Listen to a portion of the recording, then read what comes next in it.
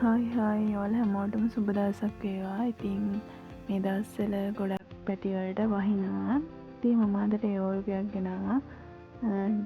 ඉතින් මම උදේ පාන්දරම නැගිටලා ෂොප් එක අරින්න කියලා තමයි මේ යන්නේ. මොකද ඉස්කෝලේ ඉස්සරහා බුක් ෂොප් එක නිසා උදේ පාන්දර අරින්න ඕනේ ඉස්කෝලේ පටන් ගන්න කලින්. ඉතින් අනුරාධපුරේ මේ දවස්වල ටිකක් වහිනවා.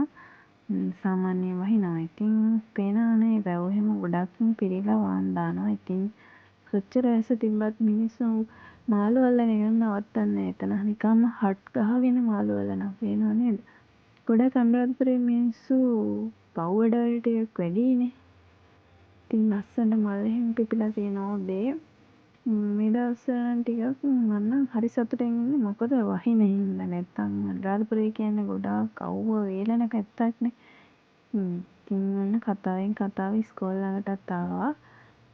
ඉස්කෝලේ තමයි මේක. අපේ ෂොප් එක තියෙන ඉස්කෝලේ ඉස්සරහා.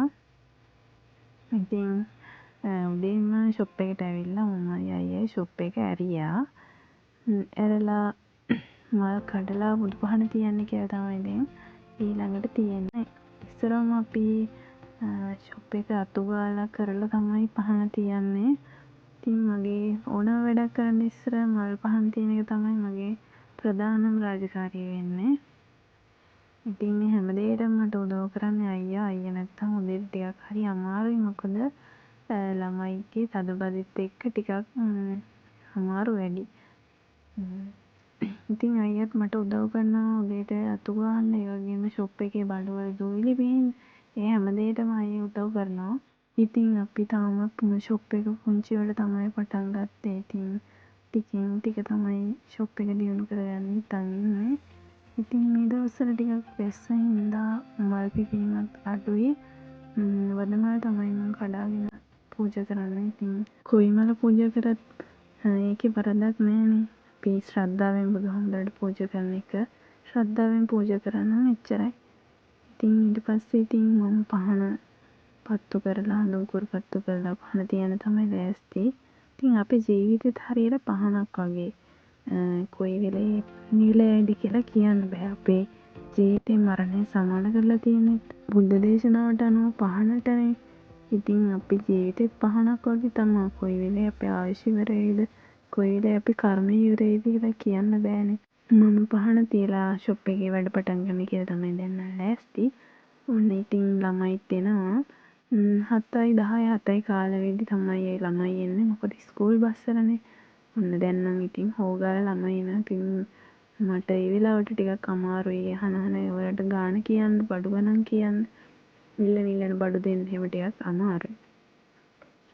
ඉතින් යාලා හරිම ආසයි එක එක choice බඩු වලට එක එක ඒවා තමයි ගන්නෙ.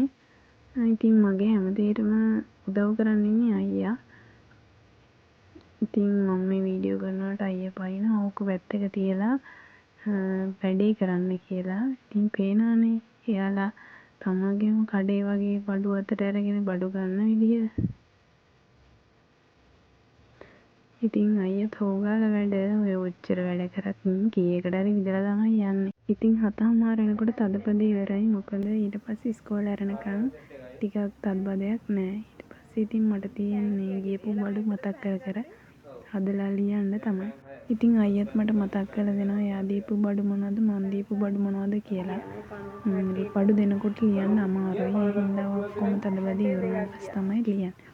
ඉතින් මම අද චූටි වීඩියෝ එකක් තමයි ගෙනාවේ. ඉතින් මගේ වීඩියෝ එක ඔයාලට ලස්සනයි කියලා හිතුණා නම් මාව අනිවාර්යෙන් subscribe කරලා comment එකක් දාලා like එකක් දාන්නත් අමතක කරන්න එපා. එහෙනම් ඔයාලා හැමෝටම බුදු සරණයි. පරිස්සමින් ඉන්න.